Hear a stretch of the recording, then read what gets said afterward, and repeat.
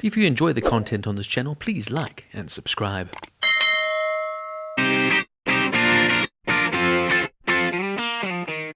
Big Door Prize Season 2 is an American comedy television series based on the book of the same name by M.O. Walsh that premiered on Apple TV Plus on March 29, 2023. In April of 2023, it was renewed for a second season, which premiered on April 24, 2024. In June 2024, the series was cancelled after 2 seasons. Principal photography for Season 1 took place in December 2021 in Georgia. Scenes for the show were shot in and around Canton Theatre in Canton, Georgia. Filming for Season 2 began on January 23rd and wrapped on May 2nd, 2023 in Atlanta, Georgia. The show was written by David West Reed, who of course was famous for writing Schitt's Creek. Season 2 follows the residents of Deerfield as the Morpho machine readies them for the mysterious next stage.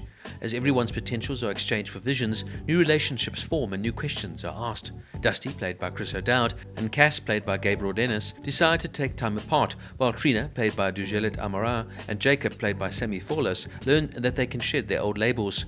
Giorgio, played by Josh Segarra, and Izzy, played by Crystal Fox, each find romance with each other, while Hannah, played by Ali McKay, and Father Ruben, played by Damon Gupton, attempt to discover the purpose of the machine within their own lives.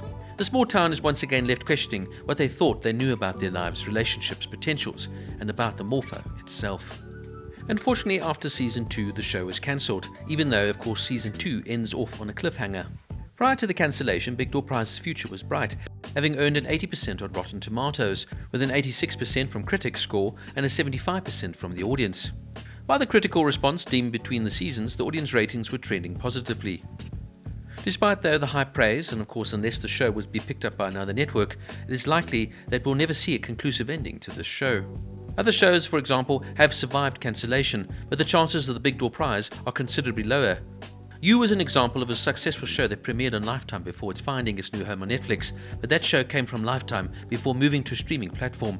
So far, no shows have ever left Apple's platform and survive. Content rarely leaves Apple TV Plus, and it remains to be seen if the show is even capable of leaving. The show obviously just was not a big enough hit for Apple TV Plus, and Dusty's ending will remain an open question going forward, leaving the ending as mysterious as cryptic as the Morpho machine itself. In a fun little tidbit, in the first episode of Season 2, Chris O'Dowd suggests turning the Morpho machine on and off again. This is a reference to his catchphrase in the hit British sitcom, The IT Crowd. Now, this is one of these shows that I absolutely found fascinating. There were parts of the show that could annoy me, irritate me, could be a bit smolchy, and some of the characters at times could be unlikable, yet it's still a show that kept drawing me back in. And I found each episode evolved the story in an interesting way, kept you intrigued and fascinated, almost exactly like the Morpho machine itself does. This show, of course, albeit slightly sci-fi and fantastical, is really based in harsh realities. It's a show that deals with life, love, and everything else, and provides an interesting comparison between the generations, but also leads to conversations about the pressure to succeed, the dangers of settling and not moving forward with one's life, and also how prepared are we to change our pursuit of our dreams. The show is very careful in never answering any of these sort of questions, but rather what it does is it poses you with lingering observations, ponderances and inquiries as to where each character will end up, allowing you as the viewer to walk away with your own interpretations. This is a show that is a mix of sci-fi, philosophy, and of also a small-town comedy. You can see here the influence from David West Reed, who of course wrote the famous Schitt's Creek comedy show, and he brings to life these small-town, quirky characters with some believability. I mean, naturally ending off Season 2 with such a cliffhanger is very frustrating, as now of course you'd love to see what happens next with Dusty. But in many ways it's almost befitting of this very sort of strange and offbeat show. For example, as enigmatic as the Morpho machine itself is, well, maybe the show's ending will also leave us questioning, coming up with our own interpretation of what really happened. It's one of those shows that wins you over slowly but surely. As the characters evolve and move forward, you begin to invest in their stories. Dusty, for example, played brilliantly here by Chris O'Dowd, can be very frustrating at times, but O'Dowd's natural charm and charisma shines through, so you always find that you relate to him in some way or another. As is Gabriel Denise here as Cass. She's a lost soul, trapped in a marriage that maybe has lost its love and passion, and she's so desperate to find herself and move away from the pressures of her husband and, of course, controlling mother. Played brilliantly here by Crystal R. Fox. who's so arrogant, manipulative and mean, yet of course also carries her own hurt deep inside.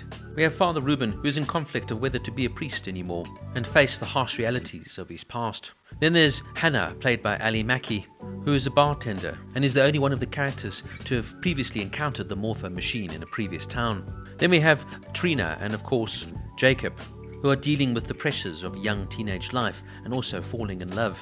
Not to mention Jacob's father, Bo, a cowboy wannabe trying to handle the loss of his wife, and Jacob's twin brother, Colton.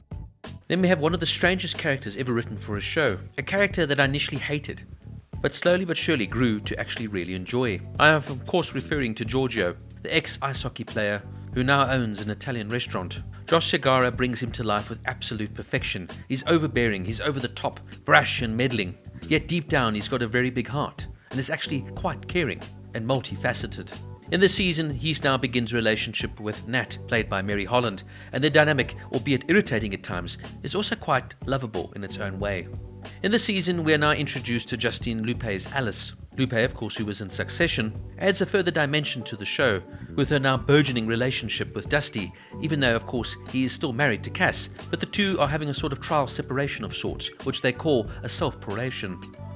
Like I said earlier, this is a show that I really didn't think I would actually like. It wasn't necessarily over-the-top funny, some of the characters could be quite irritating, yet it's a show that slowly but surely won me over. And I'm quite sad to realise that it's been cancelled after 2 seasons, as there was so much more potential here. But in the same breath, maybe it's also right that the show ends with leaving us wanting more. Introspective, deep, multifaceted, with some excellent performances from the lead cast, this well-written, nuanced show is definitely one that will charm you into liking it. Big Door Prize Season 2 gets a 9 out of 10.